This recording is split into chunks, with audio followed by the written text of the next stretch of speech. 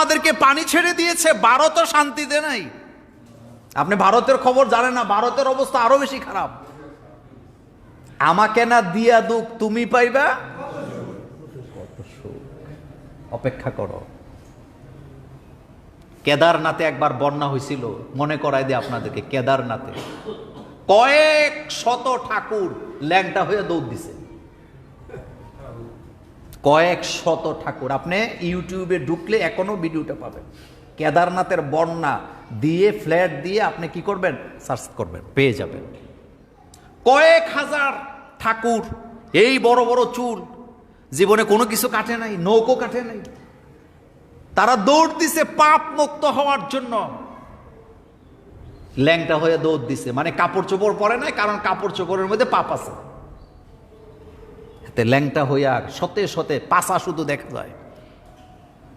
এই অবস্থায় আল্লাহ পাক এমন গজব দিলেন, কয়েক মিনিটের মধ্যে কেদারনাথের সব বাড়ি ঘর, মানুষ, ঠাকুর সুদ্ধা কোথায় গেছে আল্লাহ ছাড়া কেউ জানে।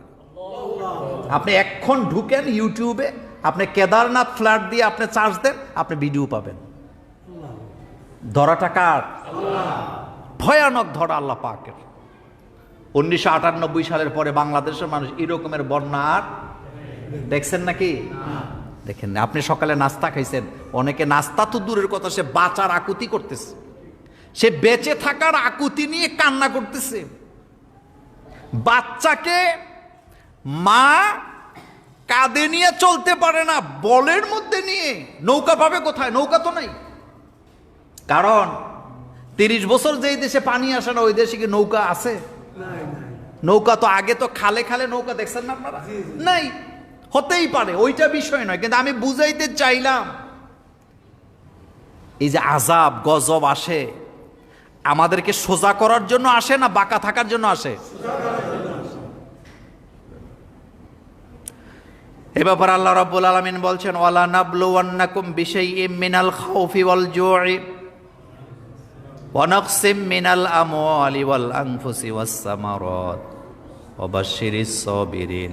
আল্লাহ রাব্বুল আলামিন বলছেন, বান্দারে আমি তোমাকে পরীক্ষা করি। ওয়ালা নাবলুওয়ান্নাকুম বিশাইইম মিনাল খাউফ, 1 নাম্বার পরীক্ষা হলো আমি যখন দেখি তুমি আমার থেকে দূরে সরে গেছো, আমি আল্লাহ তোমাকে ভয় দেখাই। মা যেমন বাচ্চাকে ভয় দেখায়া খাবার দেয়, মা যেমন বাচ্চাকে ভয় দেখায়া ঘুম পাড়ায় দেয়, আমরা যখন বিপদে চলে যাই আমাদেরকেও সোজা করার জন্য ভয় দেখায় কে?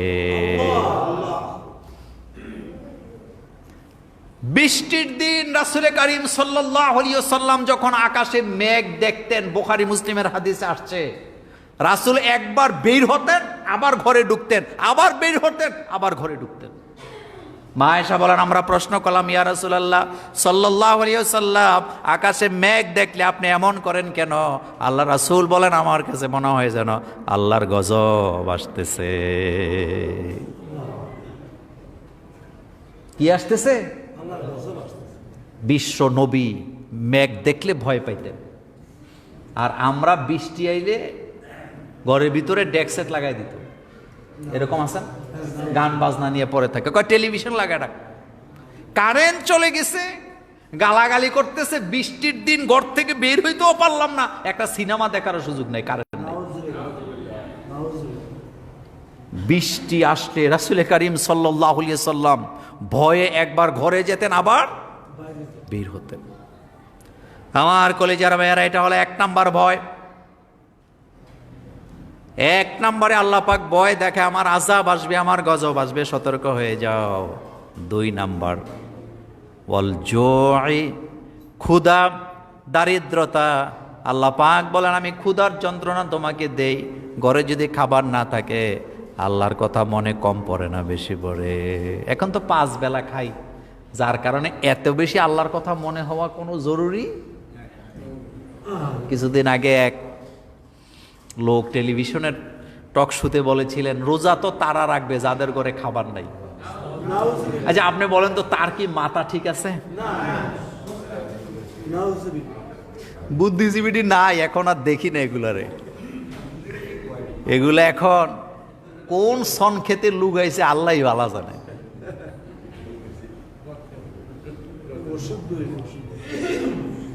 আধা পাগল। কি আধা পাগল?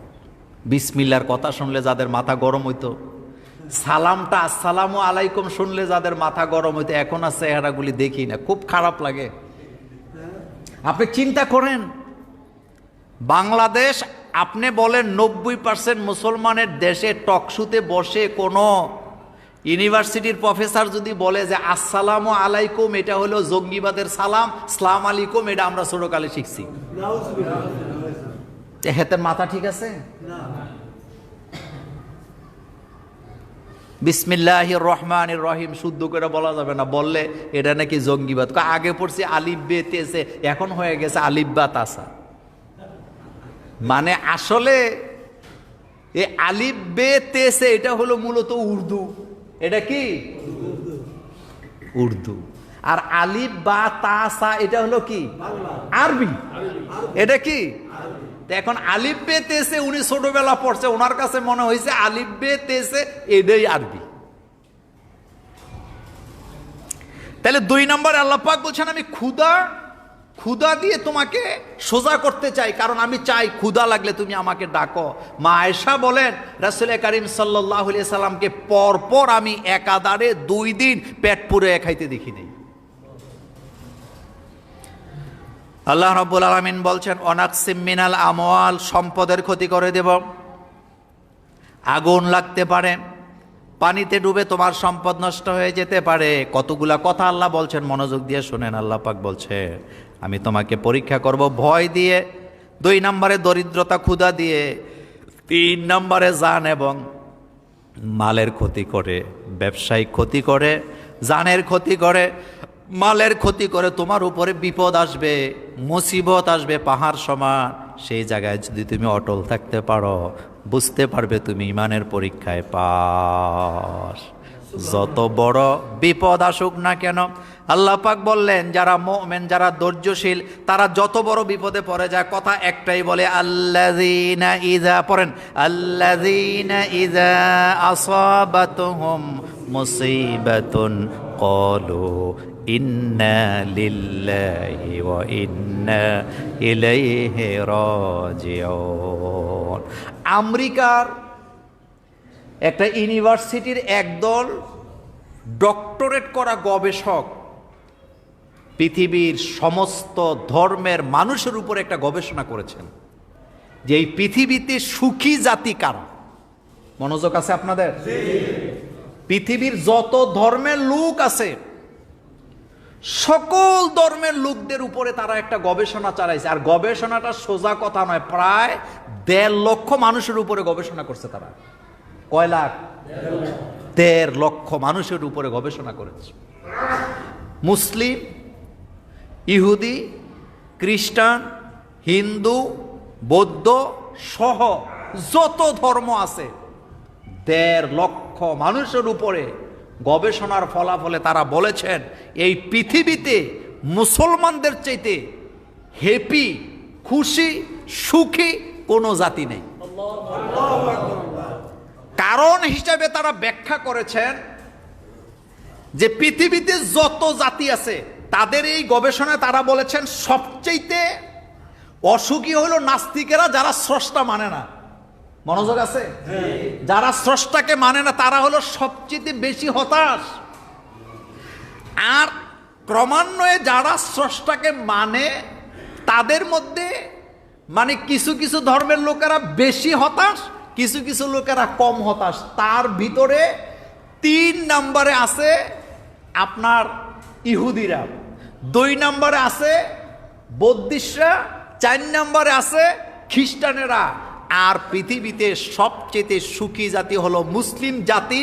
তারা বলেছেন তার একটাই কারণ, মুসলিমদের হৃদয়ের ভিতরে ইমানের কারণে একটা চেতনা কাজ করে যে আমার বিপদ মুসিবত ভালো মন্দ সবটা আল্লাহর পক্ষ থেকে আসছে পরীক্ষা হিসাবে, এটা নিয়ে আমার হতাশ হওয়ার কিছু নাই।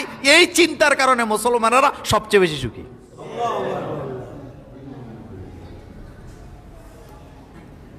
কি বুঝলেন? তাহলে আমরা যে ঈমান পাইছি আমাদের ভাগ্য ভালো না খারাপ? আমরা যে আল্লাহর পথে আছি আমাদের ভাগ্য খারাপ না ভালো? আমার কলেজার বাইরে এই কথাটা আল্লাহ পাক বলছেন আল্লাযীনা ইযা আসাবাতহুম মুসিবা, যখন তারা কোনো মুসিবতে আক্রান্ত হয়ে যায়, অর্থাৎ মুমিনদের কথা এখানে বলা হয়েছে, ক্বালু, তারা বলে, ইন্না লিল্লাহি ওয়া ইন্না ইলাইহি রাজিউন, নিশ্চয় আমরা আল্লাহর জন্য আর আমরা ফিরে যাব কার কাছে? নিশ্চয় আমি আল্লাহর জন্য, ইন্না লিল্লাহ। আমরা কার বলেন? আমরা কার? কার কাছ থেকে এসেছি? আলহামদুলিল্লাহ, আমাদের মুসলিম জাতির পরিবারগুলোতে একটা ছোট্ট বাচ্চা যেটা কথা কিছু বলতে পারে কিছু পারে না, তারেও যদি আপনি জিজ্ঞেস করেন আল্লাহ কোথায় থাকে, বাচ্চা কোন দিকে দেখায়? সুবহানাল্লাহ বলতে ইচ্ছা হয় না? ছোট্ট একটা বাচ্চাকেও যদি জিজ্ঞেস করেন বাবু তোমাকে কে তৈরি করেছে, বাচ্চা অনায়াসে বলে দেয় আল্লাহ তৈরি করেছেন। শুধু তাই নয় যে বদির বোবা মানুষ আছে না, বোবা, কথা বলতে পারে না, আপনি যান বোবার কাছে, আপনি শুধু তাকে ইশারা দিয়ে জিজ্ঞেস করবেন তোমাকে কে সৃষ্টি করেছে, কে তোমাকে খাওয়ায়, লালন পালন করে, বোবা তার শাহাদাতে আঙ্গুল দিয়া উপরের দিকে দেখায় দেবে। তার কারণ হলো আমাদের রব তিনি আরশে আযীমেরও উপরে আছে না না। এটা ঈমান। বলেন এটা কি? এখন দেখেন বন্যার পানিতে আপনার বাড়ি চলে গেছে, আগুন লেগে আপনার গাড়ি বাড়ি পুড়ে গেছে, আপনার হৃদয়ের ভিতরে যদি এই চেতনা জাগ্রত থাকে যে আমার আল্লাহ আমার কল্যাণের জন্যই বিপদ আপদ দিছেন, তাহলে আপনাকে দুর্বল করার ক্ষমতা শয়তানের নাই। কিন্তু যদি আপনার ঈমান দুর্বল হয়, শয়তান আপনাকে থাবায়া দিবে। যার কারণে আপনি দেখবেন কোনো মুমিন ব্যক্তি যদি জানতে পারে জালেম শক্তি তাকে কয়দিন পরে ধইরা জেলে ঢুকায় দিব, তারে ফাঁসিও দিতে পারে, দেশ থেকে বাগে না, ঘর থেকে দূরে যায়, ঘুমায় না, পুলিশ ধরতে আইলে জামা কাপড় রেডি করে রাখে আগেই, আর বলতে থাকে আমি আগেই জানতাম আপনারা আমাকে নিতে আসবেন, তবে আপনাদেরকে এত নাস্তা মাস্তা দেওয়ার মতো জায়গা আমার ঘরে নাই, চলেন যেখানে নিতে চান আমি সেখানে নিয়ে যাব। কিন্তু যারা চোর, যাদের ঈমান নাই, দাড়ি কামায়া ভেগে যেতে চায়। বুঝাইতে পারি নাই কথা? বুঝাইতে পারি নাই? বুঝে নিবেন, এটা ঈমান। বলেন এটা কি? আপনি ঈমানের কাঠি আপনি মাপতে পারবেন না যদি আপনি মাথাটা একটু না খেলান। চোখ যদি না খুলতে পারেন ব্যর্থ হবেন। এই জন্য ঈমান আগে হৃদয়ে জাগ্রত করতে হবে, মানুষকে দেখানোর জন্য না। আমি দাঁড়িয়ে রাখছি আমার আল্লাহকে খুশি করার জন্য, এটা যদি হৃদয়ের ভিতরে চেতনা থাকে, আর আমি যদি অনেক বড় কোনো চাকরি করতে যাই, বিসিএস ক্যাডারে হয়ে যদি নিয়োগপ্রাপ্ত হওয়ার জন্য দাড়ি বাঁধা হয়ে দাঁড়ায়, আমি চাকরির কপালে লাথি মারবো, কিন্তু দাড়ি আমি ফেলে দিতে পারবো না। আর যদি আমার হৃদয়ে দাড়ি না থাকে, সামান্য ব্যাপারে দাড়ি কামায় ফেলবে। বিয়া করতে গেছে, মাইয়া একটা দেখছে চামড়া সাদা, কথা কন না কেন? কি সাদা? আমাদের বাঙালি যে কত বোকা, সাদা চামড়ার পিছে ঘুরে। সাদা চামড়ার ভিতরে কল্যাণ নাই, কল্যাণ আছে ঈমানের ভিতরে। কথা বুঝাইতে পারি নাই? কল্যাণ কিসের মধ্যে? ঈমানের ভিতরে। সাদা খুঁজছেন না। আপনি দেখেন অনেক বেশি সুন্দরী নারীদের, বাংলাদেশের কথা বলি, অনেক বেশি সুন্দরী ফর্সা নারীদের সংসার বেশিরভাগ ক্ষেত্রে টিকে না। তার ভিতরে অহংকারে ভরা, এবং তার কাছ থেকে স্বামী, শ্বশুর, শাশুড়ি ভালোভাবে খেদমত। এ কথা কি সত্য না মিথ্যা? সত্য। এজন্য কল্যাণ থাকে ঈমানের ভিতরে। হযরতে বেলাল রাদিয়াল্লাহু তাআলা আনহু সারা পৃথিবীর মানুষের, সাদা চামড়াওয়ালা মানুষের মর্যাদা যদি এক জায়গায় করা হয়, হযরতে বেলাল রাদিয়াল্লাহু তাআলা আনহু যত কালো ছিলেন তার একটা আঙ্গুলের সমান মর্যাদা কারো হবে না। এ কথা সত্য না মিথ্যা? এই জন্য আপনার হৃদয়ের ভিতরে যদি ইসলাম না থাকে, নামাজের মহব্বত না থাকে, আপনাকে মসজিদে পাওয়া যাবে না। আপনি দাড়ি কামায় ফেলবেন। আমার মনে আছে রেসকোর্স মসজিদে আমি জুমা পড়াতাম। এক ভদ্রলোক সৌদি আরব থেকে আসছে, ছেলে মানুষ, বয়স 30 বা 28 হবে। তো অনেক সুন্দর মানুষ, দাড়ি টাড়ি রাখছে, পাঞ্জাবি টাঞ্জাবি পরে আইছে। সৌদি আরবতে আইলে অন্তত একটা পাঞ্জাবি তো নিয়ে আসে। জুমার নামাজ পড়তে আইসা আমাকে আবার হাদিয়াটা দিয়ে দিছে, দিয়ে বলতেছে হুজুর দোয়া করেন, দাড়ি টাড়ি রাখছি। আমি বললাম মাশাল্লাহ। কয় হুজুর নামাজ টামাজ আর ছাড়ি না। তো ভালো থাকো। 5-6 মাস আর ওই লোকের সাথে আমার দেখা নাই।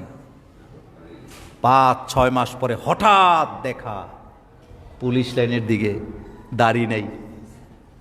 কি নেই? দাড়ি নেই। কথাগুলি মনে রাখেন, কাজে দিবে। জিজ্ঞেস করলাম দাড়ি কই? কয় হুজুর দাড়ি রাখিয়া বিয়া করতে যায় যেই বিড়ম্বনায় পড়ছি, অনেক ঘোরাঘুরি কইরা শেষ পর্যন্ত দাড়ি কাটছি। এখন আবার রাখিয়া দেবো, দোয়া করেন। আমি এই দোয়া লাভ হবে না।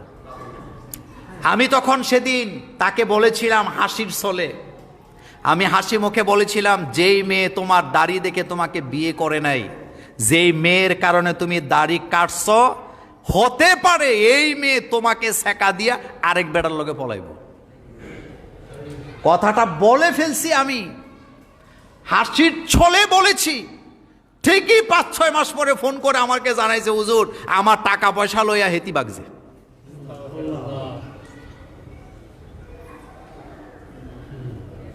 কোন সতী নারী কখনো দাড়িকে অপছন্দ এ কথা সত্য না মিথ্যা? আচ্ছা, আপনাদের কাছে আমি জানতে চাই, এই পৃথিবীর সকল নবীদের দাড়ি ছিল কি ছিল না? তো নবীরা বোধহয় বিয়ে করতে পারে নাই। আপনি যদি অঙ্ক করেন যুগে যুগে, তাইলে দেখবেন যুগে যুগে নামি দামি মহিলারা দাড়িওয়ালাদের জন্যই পাগল ছিল। আচ্ছা আপনারা বলেন তো, হযরত ইউসুফ আলাইহিস সালামের দাড়ি আছে না নাই? কিন্তু ওই যুগে সবচেয়ে প্রভাবশালী সুন্দরী নারীটা ইউসুফ আলাইহিস সালামের জন্য কেমন পাগল ছিল? আপনি বুঝেন না? ছলে বলে কৌশলে ইউসুফকেই আমার লাগবে, কত পাগল ছিল। হযরত ইব্রাহিম আলাইহিস সালাম, তার প্রথম বিয়ে হয়েছে হযরত সারার সাথে, রাজার মেয়ে। কার মেয়ে? রাজা ঘোষণা করেছেন, যারা আমার মেয়েকে বিয়ে করতে চাও সকালবেলা রাজপ্রাসাদের সামনে লাইনে দাঁড়াবা। লাইনে দাঁড়াবার পরে আমার মেয়ে যাকে পছন্দ করবে তার সাথে আমার মেয়ের বিয়ে হবে। হযরত ইব্রাহিম আলাইহিস সালাম 40 দিন পর্যন্ত নমরুদের অগ্নিকুণ্ডে ছিলেন। কয়দিন? দাড়ি, মোষ, চুল একাকার। সব নবীদের চুল ছিল লম্বা চুল। হযরত ইব্রাহিম আলাইহিস সালাম সেখানে যায়, দেখতেছি একদল যুবকেরা লাইন ধরে সোজা হইয়া দাঁড়ায় আছে। তিনি লোকদেরকে জিজ্ঞেস করলেন, এখানে সকালবেলা এত লোক দাঁড়ায় আছে কেন? লোকেরা বললেন, রাজার মেয়ের বিয়ে হবে, মেয়ে বের হয়ে আসবে, যারে পছন্দ করে তার সাথে বিয়ে। হযরত ইব্রাহিম আলাইহিস সালাম রাজপ্রাসাদের দিকে তাকায় নাই, মনে মনে ভাবতেছে, আল্লাহ কয়েকদিন ধরে খাবার নাই, বিয়েটা যদি হয়ে যায় অন্তত খাবার আর থাকার জায়গা তো পাওয়া যাবে। সুবহানাল্লাহ। ভাই যে নবীরা যে কত সহজ সরল ছিল, ওনার চিন্তা হলো বিয়ে হইলে অন্তত থাকার জায়গা কি। ওই যে মুসা আলাইহিস সালাম, তিনি যখন শুআয়ব আলাইহিস সালামের অঞ্চলে গেছিলেন, শুআয়ব আলাইহিস সালামের মেয়ে তাকে যায় বলছে, আব্বা কইছে আপনারে যাইতে। উনি না শব্দটাই বলে নাই, উনি মনে মনে কয় যাক আল্লাহ অন্তত থাকার খাওয়ার জায়গা তো পাইলাম। যাওয়ার পরে প্রস্তাব দিতেছে, কয় তুমি 8 বছর আমার বাড়িতে থাকতে হবে।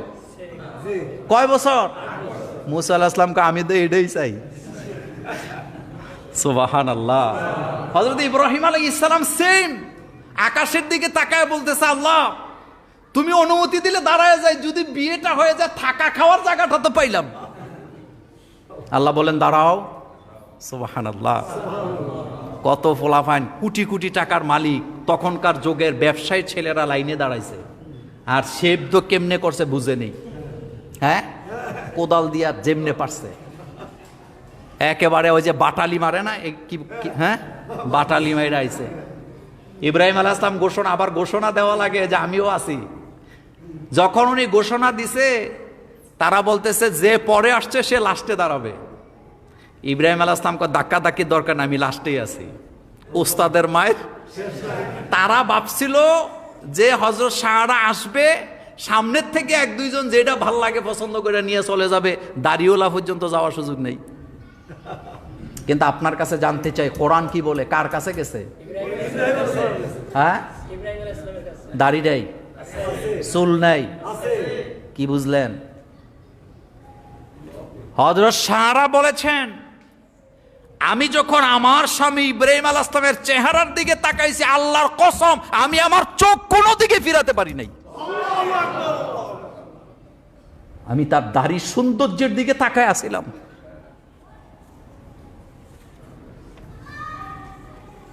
কি মনে হয় বিয়ে হয়ে গেছে? বিয়ে, যাই কথাটা বলতেছিলাম এই কারণে, ঈমান যদি হৃদয়ের ভিতরে মজবুত হয়, যত বড় বিপদ আসুক, মুসিবত আসুক, হতাশ হবে না।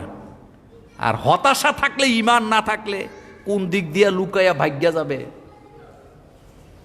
তবে দালালের শেষ পরিণতি ভালো না। আসতে বলছেন, দালালের শেষ পরিণতি জীবনে কোনোদিন বেঁচে থাকলে আল্লাহ আল্লাহ রাসূল ছাড়া কারো দালালি করেন না। সব আপনারে ফাঁকি দিবে। আপনার বিপদের সময় আপনি কাউকে খুঁজে পাবেন না।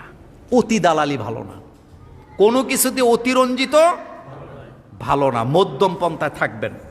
যাই হোক, শেষ কথা বলি, আপনারা জানেন বন্যায় আমাদের বুড়িচং সহ প্রায় 9টি জেলা অলরেডি বন্যার কবলে পড়েছে। আমাদের কিছু দায়িত্ব আছে না? দায়িত্ব পালন করবেন। আপনার আশেপাশে কোনো ছেলেরা, কোনো টিম যদি তাদের কাছে যায়, আপনি অবশ্যই আপনার তৌফিক অনুযায়ী কাপড় চোপড় যা লাগে, টাকা পয়সা, খাদ্য, কয়দিন পরে আরও বেশি লাগবে টাকা পয়সা, তাদের জন্য আপনি সহযোগিতা করবেন। এই জন্য আপনাদের প্রতি আমার অনুরোধ থাকলো।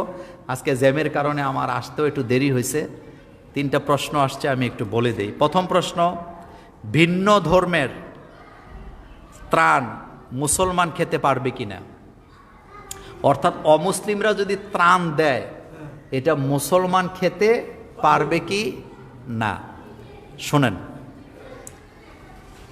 এক কথায় বলে দেই, যেটা হালাল সব অবস্থায় হালাল, যেটা হারাম সব অবস্থায় কি হারাম। যেমন কোনো মুসলমান যদি আপনাকে কোনো হারাম খাদ্য দেয়, আপনি খেতে পারবেন?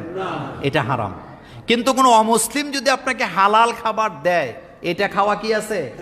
জায়েজ। আল্লাহ রাসূল ইহুদির বাড়িতে খাবার খায় নাই? দাওয়াত খান নাই?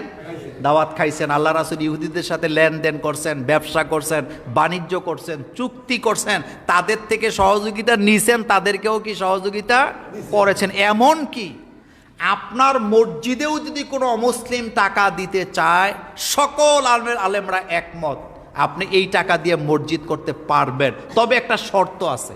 শর্তটা হলো, আপনার এলাকার মসজিদে যদি কোনো অমুসলিম টাকা দেয় অথবা ইট দেয়, সিমেন্ট দেয়, বালু দেয়, আপনি নিতে পারবেন, কিন্তু তার কোনো সর্দারি এই মসজিদে গ্রহণযোগ্য হবে না। কথা কি বুঝাইতে পারছি? কোনো সর্দারি আপনার উপরে সে করতে পারবে না। সেম কোনো অমুসলিম যদি আপনাকে হালাল খাবার দেয়, হালাল কোনো বস্তু দেয়, একটা জামা দেয়, আপনার নেওয়ার মধ্যে দোষের কিচ্ছু নাই। আপনি নিবেন এবং অমুসলিমকেও আপনি কি দিবেন। এটা ইসলামের সৌন্দর্য। এটা ইসলামের কি সৌন্দর্য। রাসূল করিম সাল্লাল্লাহু আলাইহি ওয়াসাল্লাম কুরবানির ঈদের গোশত নিয়া অমুসলিমদের বাড়ি বাড়ি গেছে না? এই ওয়াজ তো কয়দিন আগেও শুনাইছি। সুতরাং দিবেন, নিবেন, এটা হলো ভ্রাতৃত্ব। কিন্তু ওই যে আমরাই তো বলি, আমরা আলেমরাই বাংলাদেশে প্রথম বলছি, সংখ্যালঘু বলতে কোনো কথা নাই, তারা আমাদেরই লোক, তারা আমাদের দেশের নাগরিক, সংখ্যালঘু হবে না, বরং তারা আমাদের সাথে কাঁধ মিলাইয়া আমাদের সহযোগী, আমরাও তাদের সহযোগী। আপনি হিন্দুর মেয়ের বিয়ে দিয়ে দিবেন, হিন্দুর চিকিৎসা করে দিবেন, অমুসলিম, খ্রিস্টানের, বৌদ্ধ, তাদেরকে আপনি সাহায্য করবেন। আবার আপনি যদি বিপদে পড়ে যান, তারা যদি আপনার দিকে হাত বাড়ায়, নিতে কোনো অসুবিধা নাই। আপনি নিবেন, আপনি দিবেন, এটাই ইসলাম। এখানে একটা প্রশ্ন আছে, হারাম টাকা দিয়ে বন্যার্থদের সাহায্য করা যাবে কিনা? হারাম টাকার কোনো ইবাদত আল্লাহর দরবারে আসতে কইছেন কবুল? হজ করলে হবে? জাকাত দিলে হবে? তবে ইদানিং দেখি পোলাপেন একটা দাবি তুলছে, বড় বড় রাঘব বোয়াল যারা লাখ লাখ কোটি কোটি টাকা আত্মসাৎ করছে, অন্তত এই টাকাগুলা কিছু খরচ করুক। আমি পরামর্শ দেব, এই যে হাজার হাজার কোটি টাকা, শত শত কোটি টাকা যারা বাংলাদেশের জনগণের আত্মসাৎ করেছেন, আপনার কাছে একটা সুযোগ এখন আছে, সেটা হলো এই টাকা আপনি সরকারের কোষাগারে দেন। আপনি নিজের হাতে মাতাব্বরি করে খরচ করেন না, এটা আপনার না, আপনার খরচ করার অধিকার নাই। এটা জনগণের টাকা, আপনি জনগণের কাছে ফেরত দিবেন। আর জনগণের কাছে ফেরত দেওয়ার কাজই হলো জনগণের সরকারের কাছে কি এটা হস্তান্তর করবেন। যদি বিবেক থাকে, চোরেদের বিবেক থাকে না বেশি একটা, ডাকাতদের খুব একটা বিবেক থাকে না। যারা এতদিন চুরি করছত, যারা জনগণের সম্পদ খাইছত, যেমনে করছত, তুই যদি আখেরাতে বাঁচতে চাস, অন্তত সবগুলা টাকা অ্যাকাউন্ট থেকে তুলে সম্পদ নিয়ে সরকারের হাতে দে। হযরত ওমর রাদিয়াল্লাহু তাআলা আনহু ঈদের আগে বাজারে গেছে, বাজারে গেছেন মুখ ঢাকা, এক জায়গায় যায় দেখতেছেন হযরত ওমর রাদিয়াল্লাহু তাআলার ছেলে, তিনি একটা উট নিয়ে দাঁড়ায় আছে, বিক্রি করবে, মোটা তাজা উট। হযরত ওমরকে সে চিনে নাই, জিজ্ঞেস করতেছে তোমার উটের দাম কত? তো দাম একটা বলছে। হযরত ওমর কয় তোমার উট আমি কিনলাম। কথা বুঝেন? এবার হযরত ওমরের হাতে রশিটা দিছে, এবার হযরত ওমর মুখটা খুলছে, খোলার পরে ছেলে তো ভয়ে কাঁপতেছে। হযরত ওমর বলতেছেন এত মোটা তাজা উট, তোমার এত উটের ব্যবসায়ী তুমি কবে হইছো? তোমার তো দেখি নাই উট লালন মানে কখনো ব্যবসা করতে। ছেলে বলতেছে আব্বা, আপনি যেই জায়গায় বসে রাষ্ট্র পরিচালনা করেন তার পেছনের উপত্যকায় একটা জায়গা আছে, ওই জায়গায় লোকজন যায় না, ওখানে কিছু ঘাস উঠছে, আমি বাজার থেকে অল্প টাকায় একটা কি বলে শুকনা উট খরিদ করছি, ওই জায়গায় আমি ঘাস খাওয়াইয়া এটা মোটা তাজা করছি, বিক্রি করতে আসছি, আমার যদি কিছু লাভ হয়। হযরত ওমর ওটের রশি ধরে এটাকে বাইতুল মালের লোকদের কাছে জমা দিয়ে বললেন, আমার ছেলে শুনে রাখো, আমি যেই জায়গায় বসি ওই জায়গার পেছনের জায়গাটা জনগণের, এই ঘাসগুলা জনগণের, এখানকার ঘাস খাওয়াইয়া উট ব্যবসা তোমার দ্বারা মানায় না। কি বুঝলেন? কি বুঝলেন? রাষ্ট্রপ্রধান যেই জায়গায় বসছে তার পেছনের উপত্যকার ঘাস তার ছেলের জন্য জায়েজ নাই, আর আমার দেশে সব হ্যাঁ হারাম টাকার ইবাদত আল্লাহর দরবারে কবুল। শেষ একটা প্রশ্ন আসছে, বন্যা আসলে অনেক সেলিব্রিটি দেখা যায় মানবতার ফেরিওয়ালা, এভাবে আমি দেখি না। আপনি যেভাবে প্রশ্ন আসছে, মানুষ যখন বিপদে পড়ে যায় তখন তার পাশে দাঁড়ানো আগে জরুরি। কে দাঁড়াইছে এটা না, দাঁড়াইছে কি না ওইটাই কি। আচ্ছা আপনি বলেন তো, আপনার বাড়িতে আগুন, এই মসজিদে আগুন লাগলো, তো লাগার পরে আপনারা যারা মুসল্লি আপনারা তো অবশ্যই পানি টানি নিয়ে আসছেন, তা আপনাদের এখানে কিছু হিন্দু আছে না, তো তারা যদি পানি নিয়ে আসে আপনি কি তখন ফতুয়া দিবেন যে তুই হিন্দু মানুষ আমার মসজিদে আগুন নিবানের তোর দরকার না, এরকম ব্যাপার? আপনার মাথা ঠিক আছে? আমরা কাউকে দূরে ঠেলে দিব না। কেউ যদি মানুষের বিপদ আপদ আসলে মানবতার ফেরিওয়ালা হয়, হোক না, মানুষের সেবা করতে করতে একদিন সে কি ভালো মানুষ হওয়ার সম্ভাবনা, কারণ ভালো কাজ করতে করতে মানুষ একদিন ভালো মানুষ হয়। এই জন্য তিরস্কার না, সুযোগ দেন, আসুক, সবাই মিলে আসেন, বিপদগ্রস্ত মানুষের পাশে কি দাঁড়াই, সবাই মিলে দাঁড়াই, দাঁড়ানো উচিত আমি মনে করি। এজন্য কাউকে তিরস্কার নয়, যার যা তৌফিক আছে, যতটুকু আছে সকলে তা নিয়ে দাঁড়ান। এবং যারা সেলিব্রিটি হোক, সে সেলিব্রিটি, এটা তার ব্যক্তিগত ব্যাপার, সে লোক দেখানোর জন্য এটা করতেছে না কেন করতেছে এটা তার ব্যক্তিগত ব্যাপার। কিন্তু আমি দেখতেছি সে বিপদগ্রস্ত মানুষের সামনে কি দাঁড়িয়েছে, বিপদগ্রস্ত মানুষের পাশে দাঁড়িয়েছে, অন্তত এই থেকে আমার একটা পজিটিভ চিন্তা ভাবনা থাকার কি দরকার আছে। আল্লাহ পাক আমাদেরকে বুঝার তৌফিক দান করুক। শেষ কথা মোহতারাম, গত 21শে আগস্ট ডক্টর ইউনূস সাহেব এক প্রজ্ঞাপনে বলা হলো, এখন থেকে বাংলাদেশের কোনো মাহফিল ধর্মীয় অনুষ্ঠান করতে কোনো অনুমতি নিতে হবে না। এখন দেশে বিদেশে সবাই উন্মুক্ত হয়ে আছে আমাদের কমপক্ষে 2 দিন ব্যাপী বৃহত্তর একটি তাফসির মাহফিল শোনার জন্য। আপনি কি ঘোষণা দিবেন? আমাদের আশাবাদী। প্রথম কথা হলো, ডক্টর মোহাম্মদ ইউনূস এ কথা বলছে কিনা আমি জানি না যে এখন থেকে মাহফিলের অনুমতি লাগবে না, এই কথা উনি বলছে কিনা আমি জানি না। তবে আগের গভর্নমেন্ট পতনের সাথে সাথে যত উল্টাপাল্টা প্রজ্ঞাপন ছিল, নিজের মন গড়া যত দরখাস্ত সব এটি বাতিল। আরেকটা কথা আপনাদেরকে বলি, বাংলাদেশের কোনো আইনে মাহফিল করতে অনুমতি লাগবে এরকমের কোনো আইনই বাংলাদেশে ছিল না। এগুলা গ্রাম্য কিছু ফাতি নেতা, এরপরে অতি উৎসাহিত কিছু প্রশাসনের লোক, অতি উৎসাহী, এটি এখন ভাগ্য থাকে। কথা বুঝেন তো? অতি উৎসাহী, অতি উৎসাহী। বরুড়াতে মাহফিল দিলাম আমি, কথা বলে দেই, কোথায়? বরুড়া মাহফিল দিলাম আমি। মাহফিলের দিন ওসি সাহেব আমাকে ফোন দিছে, বরুড়ার ওসি তখনকার আমাকে ফোন দিছে, দিয়ে বলতেছে মোল্লা ভাই আপনাকে অনেক ভালোবাসি, কিন্তু আজকে আপনি মাহফিলে আইসেন না, আসলে এখানে গন্ডগোল হবে। বললাম কেন গন্ডগোল হবে? কয় 2টা পক্ষ হয়ে গেছে, আমি কোনো পক্ষকে থামাইতে পারতেছি না। তা আমি বললাম আপনি একটা অনুমতি পত্র দিয়ে দেন। তো উনি আমাকে সফটলি বললেন যে মোল্লা ভাই দেখেন, মাহফিলের কোনো অনুমতি দেওয়ার ক্ষমতা প্রশাসনের নাই, বাধা দেওয়ারও ক্ষমতা নাই। তাই বললাম বাধা দেন কেন?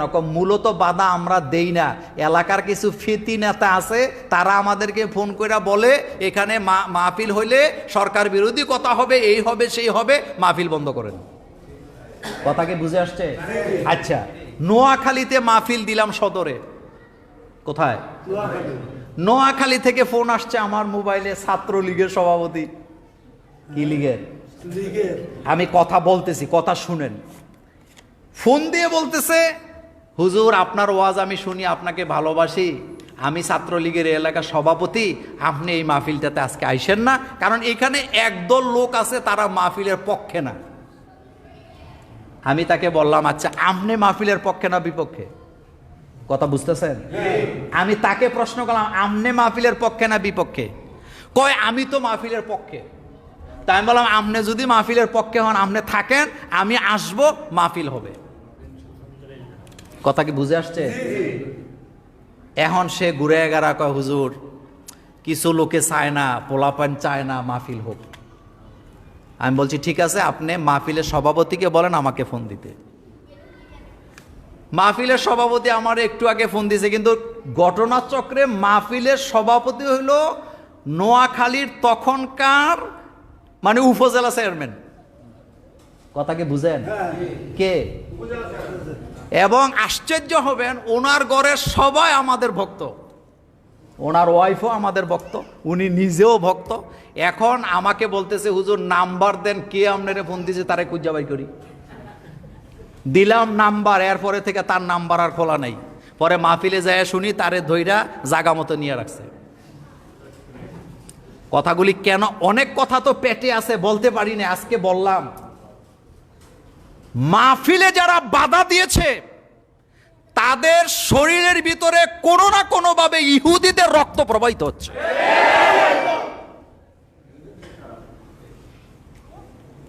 মাহফিলে বাধা দেস তুই? তো ইউনূস সাহেব ঘোষণা দিছে কিনা আমি জানি না, দেওয়ার দরকার নাই, এটা এমনিই উন্মুক্ত আছে, এটা এমনি কি আছে, উন্মুক্ত আছে, মাহফিল হবে। আমরা আগে বারবার আপনাদেরকে গত 16 বছর বলছি, বারবার বুঝাইছি, সবাইরে বুঝাইছি, প্রশাসনের লোকদেরকে বুঝাইছি, সরকারকে বুঝাইছি, এমপি মন্ত্রীদেরকে বুঝাইছি, আপনাদেরকে বুঝাইছি, দেখেন ইসলামের সাথে বেয়াদবি করেন না, আলেম ওলামার সাথে বেয়াদবি করেন না, নিশ্চিহ্ন হয়ে যাবেন, নিশ্চিহ্ন হয়ে যাবেন। শোনেন নাই, নিজের বিপদ নিজে ডেকে আনছে।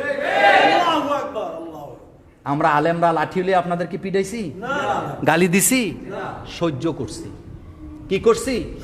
কষ্টগুলা বকে নিয়া, কষ্টগুলা পকেটে নিয়ে দিনের পর দিন ঘুমাইছি। আমি বাহাবাও দেই নাই বাংলাদেশে। আমি, আপনারা দেখছেন আমার ভিডিও ইন্ডিয়াতে, ওই যে এরা আছে সাক্ষী আছে, ইন্ডিয়ার হিন্দুরা লক্ষ লক্ষ আইডিতে তাদের জায়গায় পোস্ট করছে আমাদের এই মসজিদের আলোচনা, যে হিন্দুদের মন্দির ভাঙা যাবে না, লোকদের উপর অত্যাচার করা যাবে না। এই কথাগুলো আমরা আলেমরাই মানুষকে থামাইছি। আমি আপনাকে বলি, আলেমদের উপরে যেই পরিমাণ নির্যাতন হয়েছে, আমরা আলেমরা যদি মানুষকে গত সপ্তাহে খেপায় দিতাম, তাদের আড্ডি খুঁজে পাওয়া যেত না। আল্লাহ পাক বলছে, যারা মাফ করে আমি তাদেরকে মাফ করি। এখানে কোনো বিদ্বেষের ব্যাপার না, রাজনৈতিক ব্যাপার নয়। আপনি ইসলামের পক্ষে কাজ করবেন, আপনি ইসলামের পথে থাকবেন, আপনি ন্যায়ের পক্ষে থাকবেন, আপনি সাদাকে সাদা বলবেন, কালোকে তাইলে না আপনি মানুষ। আপনি দলকানা হন কেন? আপনি দলকানা হন কেন? শেষ কথা বলি, ভবিষ্যতে বাংলাদেশে যুগের পর যুগ মাথার উপরে নারীরা নেতৃত্ব দিবে, এটা আমরা চাই না। কারণ তাদের মাথার ভিতরে হিংসা ভরা। বাংলাদেশে আইন করা হোক, 2 মেয়াদের বেশি কেউ প্রধানমন্ত্রী হতে পারবে না। কিসের গণতন্ত্রের ওয়াজ করেন আপনি? আপনার দলের যিনি সভাপতি হয়, যুগের পর যুগ হেতেই সভাপতি, হেতে আত্মারে না, পা একটা হেদিকে চলে যায়, হেদিকে চলে যায়, হেতে সভাপতি। যুগের পর যুগ একজন প্রধানমন্ত্রী, যুগের পর যুগ একজন, বছরের পর বছর একজন নারী নেতৃত্ব। বাংলাদেশে লক্ষ লক্ষ মেধা থাকতে, পুরুষ থাকতে, নারী নেতৃত্ব বছরের পর বছর মুসলমানের উপরে মানায় না। আল্লাহ রাসূল বুখারীতে বলেছেন, নারীদের নেতৃত্ব যতক্ষণ পর্যন্ত বাদ দিতে না পারবা, আল্লাহর গজব থেকে বাঁচতে পারবা না। আপনার মাথায় ঢুকে না? আপনি যখন নির্বাচনে ভোট দিতে যান, আপনার মাথায় এটা ঢুকে না কেন? টাকা দেখলে কিচ্ছু মনে থাকে না। টাকা এখন রাখার জায়গা পায় না, টাকা এখন রাখার জায়গা নাই। মোষে তেল দিয়েন না, বাঁচতে পারবে না। দেখছেন না, কালকে 2টারে ধরছে এক সাংবাদিকের 20টা ফ্ল্যাট। আপনি চিন্তা করতে পারেন? নাম শুনছেন? হ্যাঁ হ্যাঁ, নাম রাখছে রূপা, আসলে স্বর্ণে ভরা। দালাল।